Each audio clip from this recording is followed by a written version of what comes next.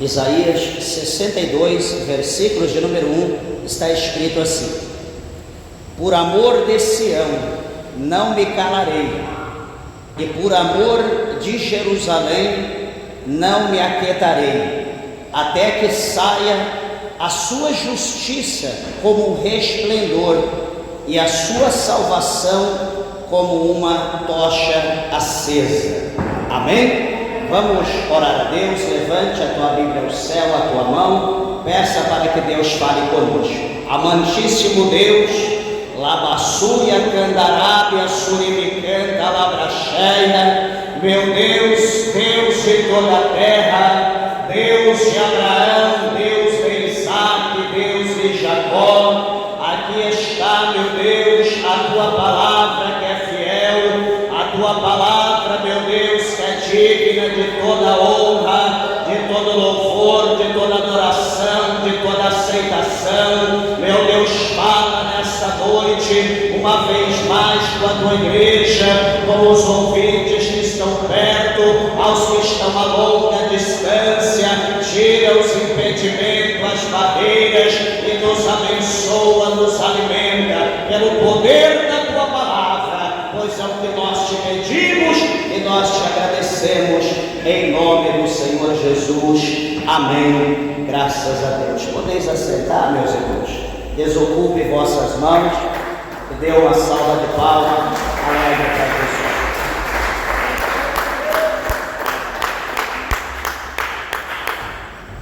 Graças a Deus. Meus irmãos, eu quero, por favor, pedir a tua colaboração com a pregação da palavra de Deus. Por favor, você que está com teu filho, a tua filha, mantenha no teu colo, do teu lado. Evite da criança levantar, ficar andando pela igreja, para a gente ter que parar a atenção, parar aqui a pregação da palavra de Deus, para chamar a atenção da criança.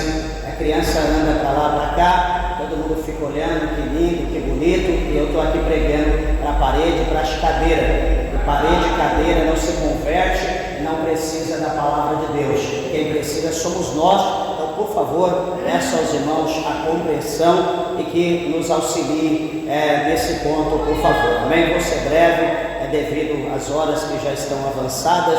Louvado seja o nome do Senhor por isso. Meus irmãos, aqui estamos diante dessa palavra gloriosa, que, como toda a palavra de Deus, num todo, ela é gloriosa, é a palavra viva de Deus.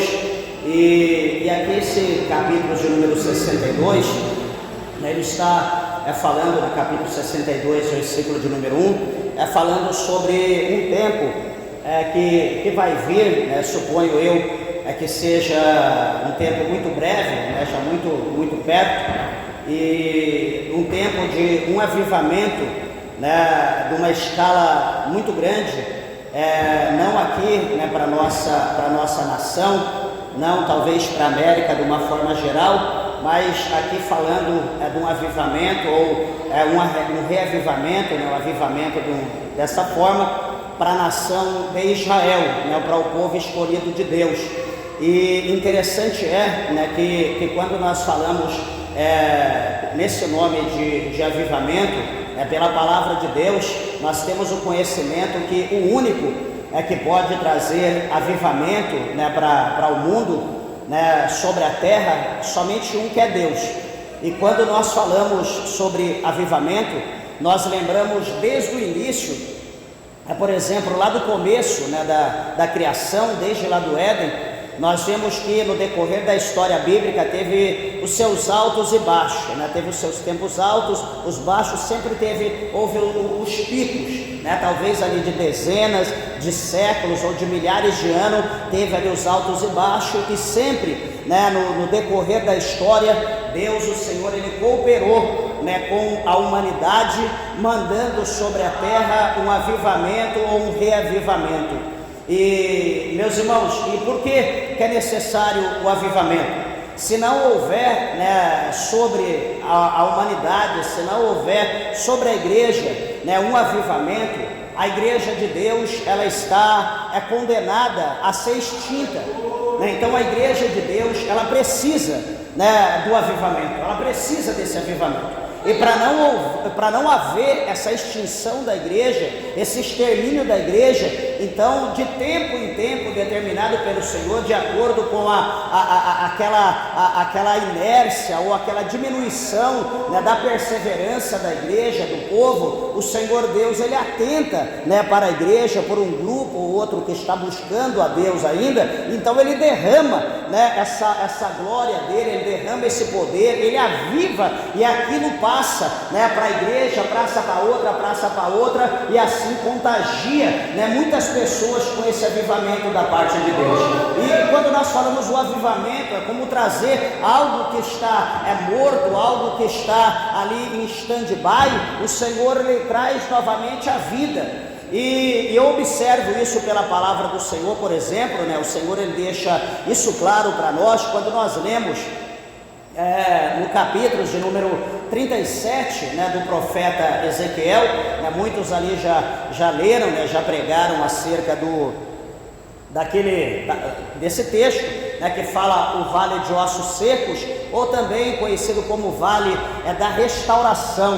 Né? Por que vale da restauração? Né? Porque aquele vale ali que a Bíblia diz, o vale de ossos secos, né, estava ali, imagina você como fosse um túmulo, só que um túmulo numa dimensão muito grande, né, do estado, um túmulo muito grande, e naquele túmulo, naquele lugar, estava ali muitíssimos ossos, muitos ossos ali proporcional a uma nação, uma grande nação, ali todos os tipos de ossos, né, todos os membros do corpo estavam ali.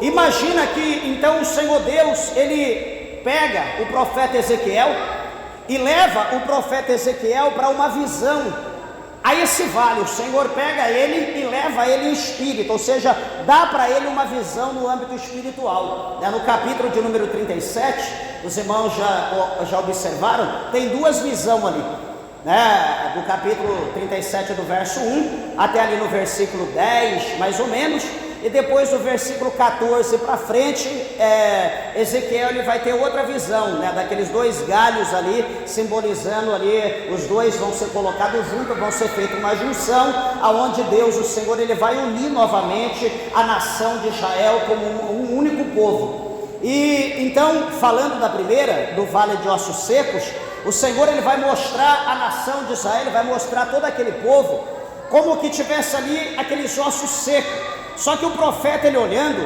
ele é ali impressionado, porque aqueles ossos não estão só secos.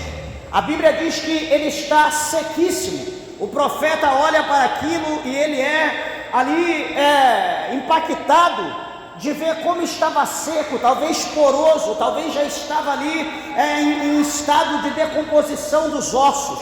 Não sei exatamente o mistério, mas estava uma situação complicada.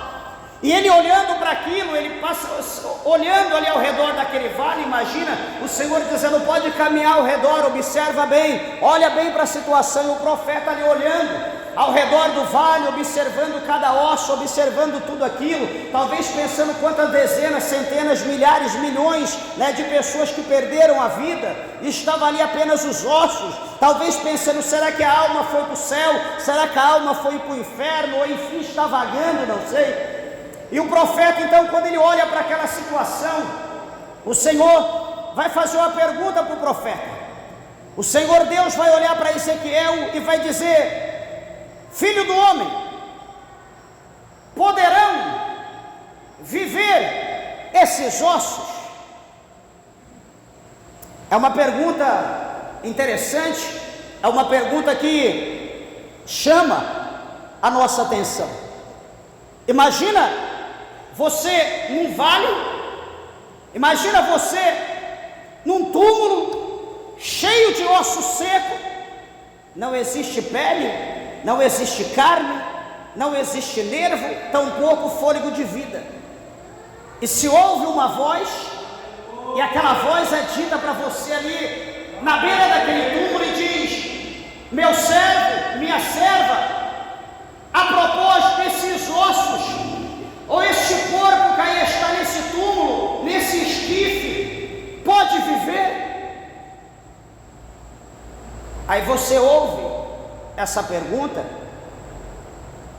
E você se desespera. Por quê? Porque no capítulo 11 do livro, ou melhor, no capítulo 11 do Evangelho segundo escreveu João, a Bíblia diz para nós que Marta e Maria, juntamente com a grande multidão, estavam chorando, estavam desesperados. Por quê? Porque Lázaro, irmão de Marta e Maria, amigo de Jesus, estava morto. Não bastando estar morto, ele já havia sido sepultado, estava de 4 dias no túmulo. Marta tem um encontro com Jesus primeiro e disse: se o senhor tivesse chegado quando nós avisamos, o meu irmão não estava morto. Vem Maria do mesmo jeito: Senhor, agora já se faz tarde, meu irmão está sepultado. Mas Jesus diz para ambas, as duas, que aquele que crê, ainda que esteja morto, esse viverá, porque eu sou a ressurreição, a verdade e a vida, diz o Senhor Jesus. Então observa que Jesus fala isso. Mesmo assim elas não criam, porque quando Jesus pede para que leve ele até onde estava o defunto, até onde ele estava sepultado, ele está lá naquela rocha, lá pedra tampando o túmulo, é aquela pedra. Então Jesus vai dizer: removam a pedra. Jesus dá ordem, os homens vão remover. Quando os homens vão remover, Marta diz: Senhor, já é de 4 dias, Senhor, já cheira mal, Senhor, já está em estado de decomposição, não adianta mais, está tarde. Jesus olha e diz: Marta, eu não disse para você que se tu crer, tu verias a glória de Deus? Chegou o momento de você ver a glória de Deus. E Jesus ora a Deus e diz, olhando para o túmulo, olhando para aquela fenda da rocha, e diz bem assim: Lázaro, sai para fora. Lázaro, vem para fora. E o que vai acontecer? Daqui a pouco, alguns segundos, Lázaro se levanta e Lázaro sai para fora, e sai para fora com vida, e aquela multidão que está ali chorando, aquela multidão que está ali desesperada, agora levanta suas mãos para os céus e começa a adorar, começa a glorificar, a exaltar o nome do Senhor Deus Todo-Poderoso por aquele milagre que havia sido feito. Então veja quando Jesus está presente, veja quando Jesus está no lugar, quando Ele está no ambiente, quando Ele está no nosso meio, o sobrenatural pode acontecer. Agora olha a situação a qual se encontrava o profeta Ezequiel. Ele está numa terra árida, ele está no deserto, ele está num vale, aquele vale cheio de ossos sequíssimos, de tão seco que estava. E a pergunta que ele ouve é: Filho do homem, poderão reviver esses ossos? Meus irmãos, se a pergunta fora feita para mim e para ti, qual seria ou quais seriam as nossas respostas? Lá no capítulo de número 18 do livro de Gênesis, entrando uma situação impossível acerca do nascimento de uma criança para Abrão e para Sarai, pois ambos os dois já estavam avançados em idade. O Eterno em pessoa, do lado de Abrão, fazendo a promessa, Sarai dá risada, Abrão fica meio ali, meio que em cima do muro. Por quê? Porque já estava chegando a 100, Sarai já estava chegando a 90, era impossível. Já estavam mais perto da morte do que... Mas o Senhor Todo-Poderoso, o Soberano, vai olhar para Abrão e vai fazer uma pergunta bem assim: Abrão, há porventura alguma coisa impossível para o Senhor teu Deus? É a pergunta que Deus faz para Abrão: Abrão, há porventura alguma coisa impossível para o Senhor teu Deus? Aqui o Senhor, Ele pergunta no versículos de número 3, do capítulo 37 de Ezequiel: filho do homem, porventura poderão viver esses ossos? O que o profeta vai dizer para o Senhor? Ele vai olhar para Deus e vai dizer no versículo de número 3: Senhor, tu o sabes. Ele está falando o que o profeta está dizendo para Deus: Senhor, eu não posso, mas o Senhor pode. Eu não posso, tu podes. Por isso que ele diz: o Senhor sabe. Poderão viver esses ossos? Senhor, o Senhor sabe. O Senhor é onisciente, onipresente, onipotente. O Senhor é a fonte de todo poder, então o Senhor sabe.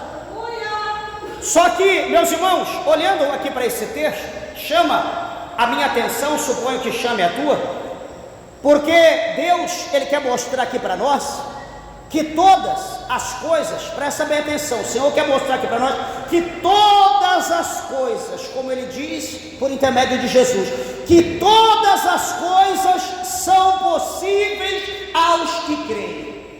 Tudo é possível. Por que tudo é possível ao que crê? Porque aqui, neste capítulo 37 em questão de Ezequiel, o Senhor Deus vai mostrar para o profeta que o profeta pode realizar um milagre pelo poder da palavra de Deus. Deus ia realizar o milagre por intermédio do profeta. O profeta nada podia, como eu não posso nada, você nada pode. Mas quando o soberano Deus, Ele age na minha, na tua vida, todas as coisas podem acontecer naturalmente, no abrir, no piscar de olho, porque Deus, Ele é poderoso e Ele pode usar qualquer um das nossas vidas aqui para abençoar qualquer vida ou a igreja de Deus de uma forma geral. Será que você crê na presença e no poder de Deus no nosso meio? Exalta e glorifica o nome do Senhor. Olha, eu quero mostrar para você como Deus, Ele transfere o poder dEle, como que Deus, Ele dá poder aos homens, como que Deus, Ele derrama a glória dEle sobre os homens na terra, para que as coisas possam acontecer. Primeiro lugar, meus irmãos, a palavra do Senhor mostra para nós, lá no capítulo 17, já vou falar aqui acerca, mas para os irmãos entenderem como que Deus, Ele faz isso. Lá no capítulo 19, melhor dizendo, do livro de Atos dos Apóstolos, esse escrito por Lucas. A Bíblia diz que a Lucas escreveu dizendo que o apóstolo São Paulo, ele está em Éfeso, e ali em Éfeso Paulo chega, pessoas ali são batizadas nas águas, pessoas ali são batizadas no Espírito Santo. O apóstolo Paulo tem a oportunidade, ele começa a pregar a palavra de Deus, ele começa a ensinar. O apóstolo Paulo começa a fazer discípulo na cidade de Éfeso. Daqui a pouco o apóstolo Paulo, Deus, o Senhor, começa a usar a sua vida nos dons. Pessoa cega começa a enxergar, pessoa surda começa a ouvir, mudo começa a falar, coxo começa a andar. Daqui a pouco pessoas endemoniadas, daqui a pouco pessoas amaldiçoadas começam a ser libertas dos demônios, a maldição cai por terra. Daqui a pouco grandes coisas começam a acontecer em Éfeso, de maneira que a palavra de Deus, a palavra do Senhor diz para nós, presta bem atenção, que Deus, o Senhor, operava milagres grandíssimos, milagres sobrenaturais, por intermédio da mão do apóstolo São Paulo, ali na cidade de Éfeso. Veja, meus irmãos, que grandes coisas Deus, o Senhor, fazia por intermédio da mão de Paulo. O cego enxergava, o mudo falava, o coxo andava, enfim, era coisa sobrenatural. Então, Deus, Ele pode fazer isso, usando aqui a minha vida nessa noite como ministro de Deus, Ele pode me usar. Deus pode usar a vida de qualquer um aqui como profeta, como profetiza, só basta Deus querer, você crer, porque Deus pode usar, Deus não se limita a um só, Deus, Ele trabalha. Então veja que quando o Senhor pergunta, poderão reviver esses ossos? O profeta diz, tu sabes. O versículo 4 do capítulo 37, o Senhor vai olhar para o profeta e vai dizer assim para ele: filho do homem, então agora profetiza. Olha Deus transferindo agora a responsabilidade. Ezequiel 37:4. Filho do homem, profetiza sobre estes ossos e dizes a ele assim. Meus irmãos, olha que situação complicada. Está ali o osso, o esqueleto. E você vai olhar para aquele esqueleto e vai lançar uma palavra profética. Se tivesse ali um corpo, se tivesse ali uma pessoa que acabasse de sofrer um acidente, um infarto, alguma coisa, tivesse talvez ainda respirando, você poderia dizer, tranquilo, certamente, Senhor, vou orar, eu vou pôr a fé em prática. Mas agora para um monte de ossos, profetizar para um monte de ossos. E o que o Senhor manda ele profetizar? O Senhor manda o profeta dizer dessa forma: ossos secos, ouve a palavra do Senhor. Eita, camaçou e a candarábia, surimicanta labasterianda labaxeia. O Senhor querendo dizer, o Senhor vai falar para aqueles ossos ouvir a palavra de Deus. Meus irmãos, o Senhor ele diz, por intermédio de Jesus Cristo aos profetas, que se nós não pregarmos, se nós não falarmos, as pedras, elas clamarão, elas profetizarão. A Bíblia diz para nós que lá atrás os profetas, eles usavam pedras como testemunhas. Olha, essa pedra aqui está como testemunha entre o que eu e você, nós combinamos, nós assentamos diante de Deus. Essa pedra está aqui como testemunha. Isso quer dizer o quê? Que a pedra, ela pode ouvir. Neste versículo 4, do versículo de número 5 e 6, 4, 5, 6, é uma palavra e uma promessa. Então o versículo de número 4 diz: ossos secos, ouve a palavra de Deus. E o que eles precisam ouvir? O versículo 5 diz: assim diz o Eterno, assim diz o Soberano, assim diz o Senhor Deus a estes ossos: eis que farei entrar em vós o Espírito e vivereis. Ele conclui no verso 6: e porei nervos sobre vós, e farei crescer carne sobre vós, e sobre vós estenderei pele, e porei em vós o Espírito e vivereis, e sabereis que eu sou o Senhor, que eu sou o Eterno, que eu sou o Soberano que falo convosco. Uma palavra, uma promessa àqueles ossos secos.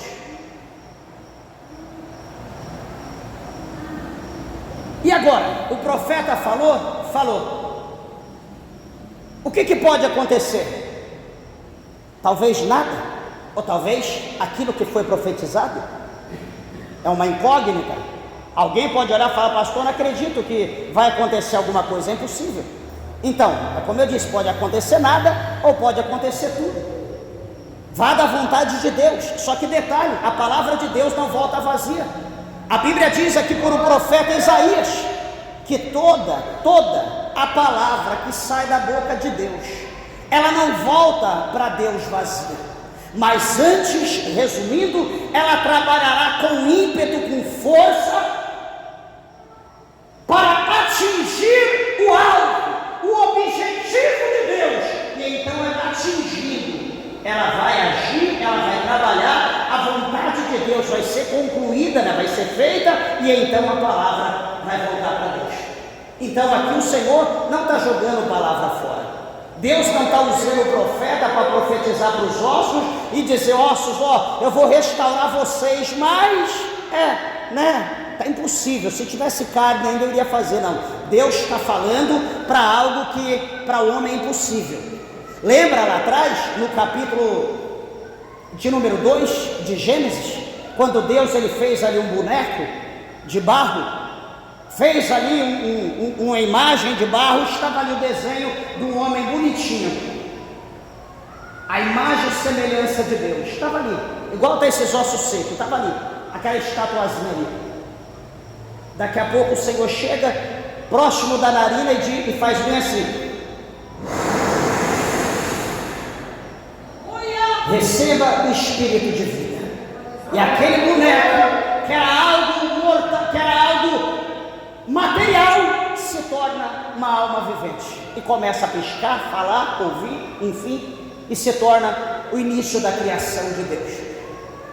Então nós vemos que Deus, Ele é poderoso para agir em tudo aquilo e cumprir em tudo aquilo que Ele fala. Meus irmãos, o versículo de número 7, depois que foi lançada a promessa, é logo na sequência, sabe, não vai passar algum tempo, anos, enfim, aqui está na sequência, está na continuidade. O início aqui no versículo de número 7, diz para nós: então profetizei como se me deu ordem. E o que aconteceu? A parte B diz: e houve um ruído. O que é ruído? Barulho. Ele profetiza no verso 4, 5 e 6, ele profetiza, e quando ele profetiza, ele começa a ver ruído.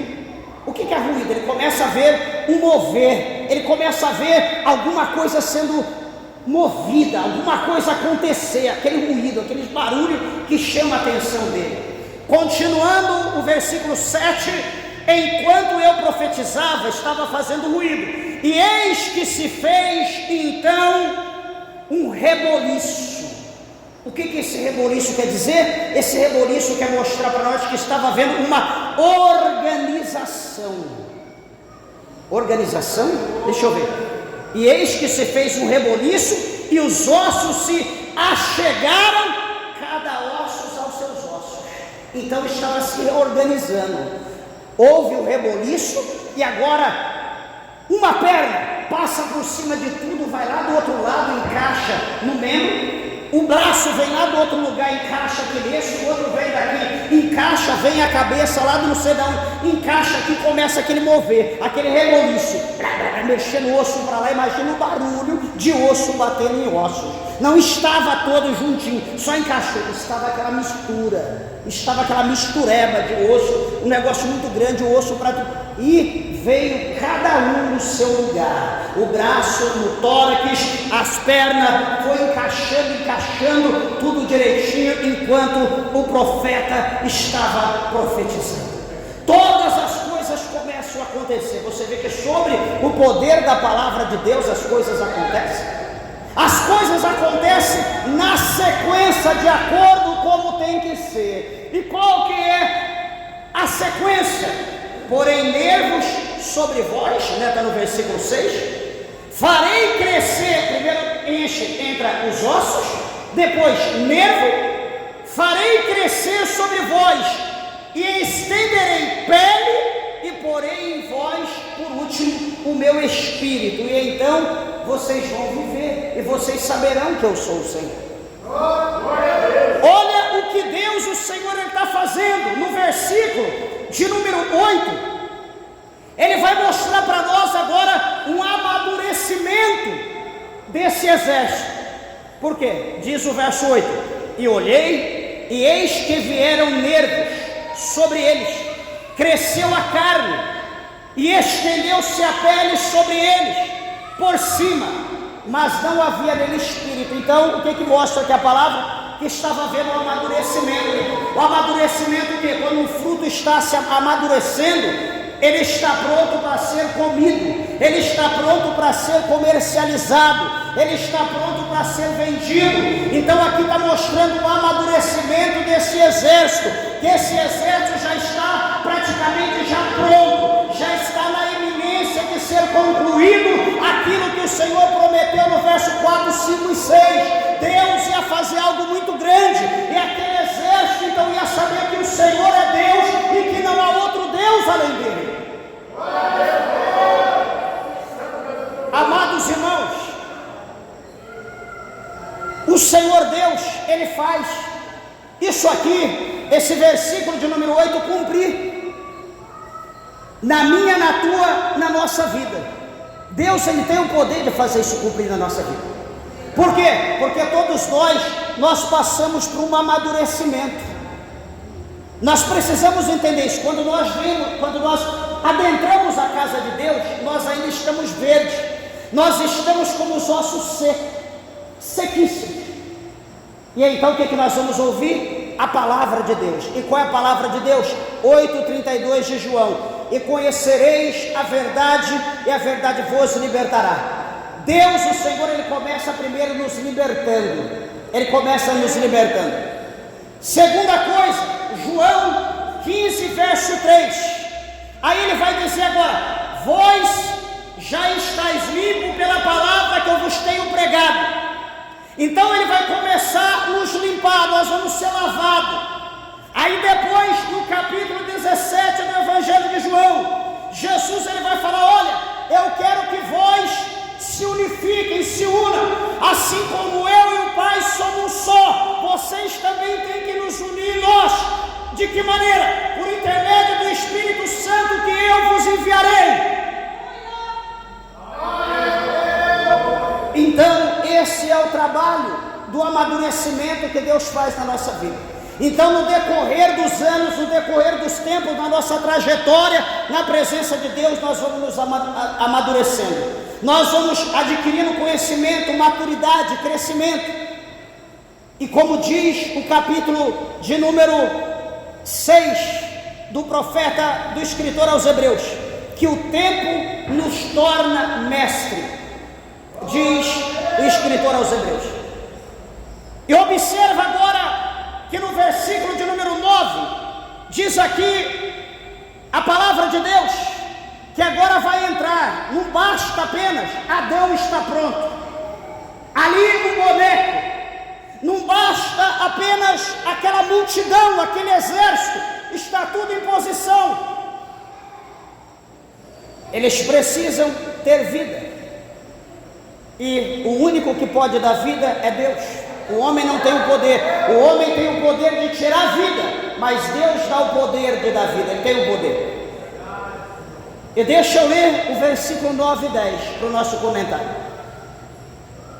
E ele me disse, a segunda vez agora: filho do homem, profetiza ao Espírito. Profetiza, ó filho do homem, e diz ao Espírito: assim diz o Senhor Deus, vem dos quatro ventos, ó Espírito, e assopra a esses mortos, para que vivam. Assopra a esses mortos para que eles vivam. Versículo 10. E profetizei como ele me deu ordem. Então o Espírito entrou neles, e viveram, e se puseram em pé um exército grande e extremo.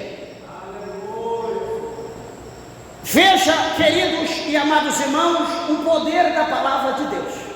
É como a Bíblia diz que o Senhor, Ele chama as coisas que não existem como se já houvessem, como se já existissem.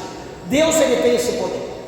Então Deus, Ele está mostrando para Ezequiel que aquilo que é impossível para o homem, possível para ele, sobre o poder da palavra de Deus, dita pelo próprio homem, é possível acontecer.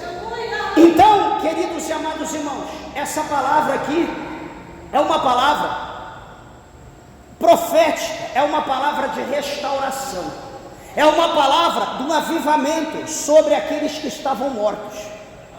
E por que eu estou trazendo essa palavra? Porque a igreja de Deus, ela precisa ser reavivada. A igreja de Deus precisa, por quê? Porque nós já sofremos um avivamento. A igreja de Deus está precisando ser reavivada. Deixa eu dizer algo para os meus irmãos. Igreja, hoje está difícil. As coisas não estão fáceis. Deixa eu falar para os irmãos entender o que eu quero dizer.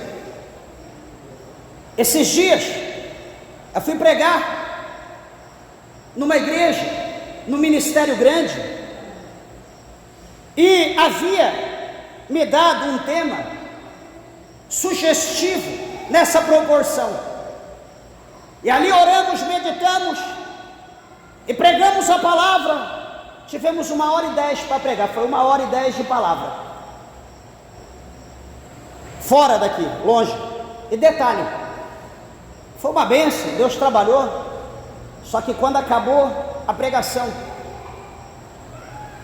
a palavra, alguém pega o microfone e não se faz nenhum comentário acerca de Deus, acerca do Espírito Santo, acerca de avivamento, acerca de batismo, acerca de poder de Deus, mas o comentário que foi feito é assim: Deus quer te prosperar, Deus quer te enriquecer, Deus quer te abençoar, Deus quer te dar dinheiro, Deus quer te dar carro, Deus quer te dar casa, você precisa tomar posse disso porque você precisa disso, mas nada do que foi falado foi refalado, reafirmado. Amados irmãos, as pessoas hoje, os líderes, não estão preocupados com a tua vida espiritual. Os líderes hoje não estão preocupados com um avivamento ou com um reavivamento. A igreja hoje, muitos não querem que você tenha os dons do Espírito Santo de Deus. As pessoas hoje, muitos não querem que você seja batizado com o Espírito Santo. Muitos hoje querem que a igreja seja muda, cega, surda, muda, coxa. Uma igreja que não consegue ter visão, que não consegue ouvir nada do que é de Deus, mas unicamente enxergue, ouça e veja o que é da terra, não o que é de Deus. Porque, meus irmãos, ninguém mais quer ser repreendido, ninguém mais quer ser instruído na palavra de Deus, porque quando nós estamos ouvindo a palavra de Deus, quando há um avivamento ou um reavivamento, quando o Espírito de Deus ele manifesta a glória dele, nós vamos falar em língua, nós vamos ser batizados com o Espírito Santo, Deus vai nos dar dons, Deus vai começar a nos usar, e então Deus vai começar a falar dentro da igreja, pela profecia, pela visão, pela revelação, Deus vai começar a falar. E o que Deus vai começar a falar? Deus vai começar a revelar as coisas, Deus vai começar a falar o que está no oculto, Deus vai começar a falar o que está escondido.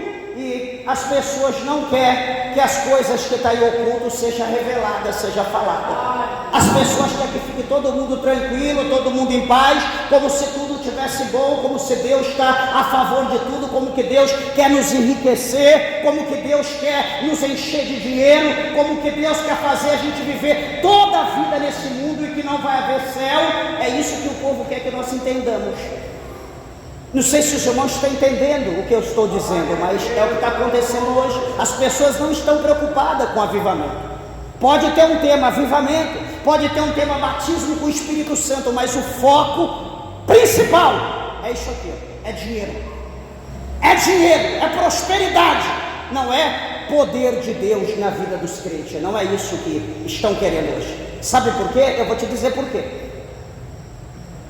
Olha o texto que nós lemos, Isaías 62, verso 1. Por amor de Sião, não me calarei. O Senhor Deus está dizendo que Ele não se cala. E Ele continua: e por amor de Jerusalém, não me aquietarei. Não vou ficar quieto. E Ele continua: até que saia a sua justiça como resplendor, e a sua salvação como uma tocha acesa. O que é a tocha acesa? É o Espírito Santo. É o Espírito Santo que ilumina, Ele que é a tocha. Então a salvação vem de Jesus e ela mantém acesa por intermédio do Espírito Santo. E por que os pastores, por que hoje o povo não quer esse avivamento? Por que não acontece? Porque existe campanha para todo tipo de desejo, só que não existe campanha. Vamos fazer, por exemplo, aqui ó, os irmãos lembram aqui esse barzinho da esquina? Quantas vezes atribulou a igreja, quantas lutas nós tivemos, e o que nós fizemos? Vamos orar. Por último, Meus irmãos, vamos fazer a campanha do grande clamor, vamos fazer 7 sexta-feira, das 9 às 10 da noite, o culto acaba às 9 horas, até às 10 da noite nós vamos orar, vamos clamar a Deus em jejum. Deus vai dar vitória. O que nós fizemos? 7 dias, 7 sexta-feira, dia inteiro de jejum, só entregava depois do culto, das 9 acabava o culto, das 9 às 10, clamor aqui, clamando. Os irmãos lembram que participaram? Antes de acabar os 7 dias, foi embora. Fechou-se, está aqui os irmãos testemunham. Acho que no segundo ou terceiro dia, e repreenderam, expulsando todo tipo de cão. Deus fez a obra. O que está acontecendo? Hoje, as pessoas não querem fazer campanha de oração. Oração, ninguém aguenta orar meia hora, ninguém aguenta orar 1 hora. Não precisa tanto, né? Pelo muito falar que Deus ouve. É assim que estão as coisas. Só que, deixa eu te falar algo. Teve um homem chamado Jonathan Edwards. Esse homem, ele era líder desde o princípio do início do grande despertamento lá na Inglaterra, no Reino Unido.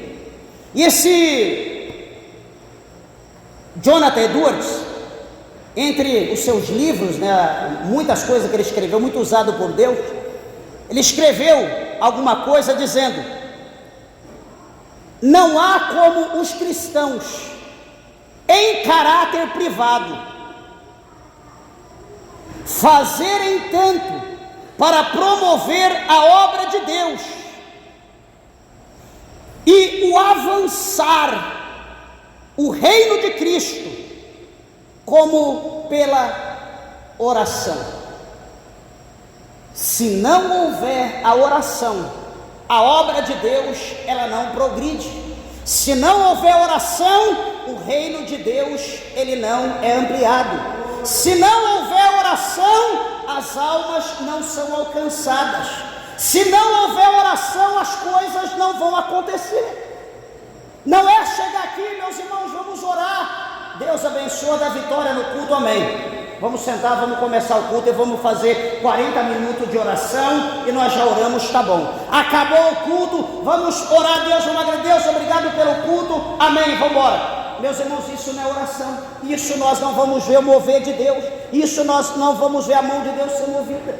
Então, igreja, nós precisamos perseverar na oração. A igreja de Deus precisa perseverar unida. A igreja de Deus tem que começar a colocar propósito diante de Deus. Nós precisamos abrir mão do nosso conforto, nós precisamos abrir mão, né, das coisas que estão ao nosso redor. Nós precisamos sair, como muitos dizem, da zona de conforto. Nós precisamos começar a pagar preço, precisamos começar a ralar o nosso joelho, precisamos começar a marcar a nossa testa com a cara no pó, como o profeta diz. Nós precisamos voltar, meus irmãos, a buscar Deus, para que a mão de Deus ela seja movida na terra, no meio da igreja. Só vai haver um reavivamento, ou só vai haver um avivamento de uma forma global, se nós voltarmos novamente para o velho rudimento, ou seja, para as orações como nós fazíamos antes. Pastor, mas a igreja não quer. Então reúne aí 2, 3 irmãs e começa a orar 1, 2, 3 horas. Daqui a pouco vem mais uma, daqui a pouco vem outra, daqui a pouco vem outra. Quando vê, começa a acontecer o reavivamento.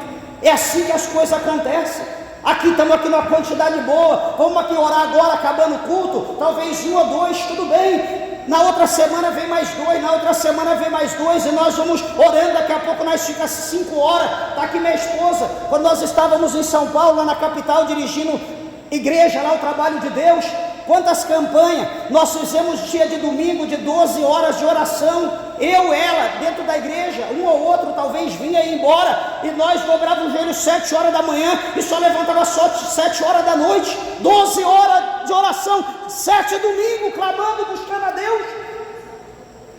E os irmãos pensam que é fácil ficar 12 horas de joelho? Não é fácil, mas se a gente quer ver Deus mover a mão dele, Deus trabalhar, a gente tem que pagar um preço. E é assim que nós temos que fazer, meus irmãos. A igreja tem que fazer isso, tem que abrir mão. Minha família, meu almoço, eu tenho que passear, eu tenho que descansar. A Bíblia diz que o nosso descanso não é aqui, o nosso descanso é na glória. O nosso descanso daqui, enquanto nós estivermos aqui, nós temos que caminhar, batalhar, guerrear, é todo dia, é todo tempo. Louvado seja, nós temos que colocar isso na cabeça, que a obra de Deus talvez ela pode estar definhando, a obra de Deus talvez pode estar retrocedendo. Não é por causa do diabo, é por causa de nós, é por causa da nossa fraqueza, é por causa da nossa acomodação. Então, quando houver esse despertamento em nós, quando houver o despertamento dos pastores de convocar a igreja para orar, convocar a igreja para jejuar, as coisas vão começar a acontecer. Espero estar vivo até lá para que eu veja isso acontecer, porque do jeito que está difícil. Mas o que eu puder fazer para que isso venha acontecer, meus irmãos, pode contar comigo que nós faremos. E nós vamos ver esse avivamento, nós vamos ver o poder de Deus ser manifesto ainda aqui no nosso meio, neste lugar, em nome de Jesus. Amém? Dê uma salva de palmas bem alegre para Jesus, pois o Senhor está aqui. Bem alegre, agora.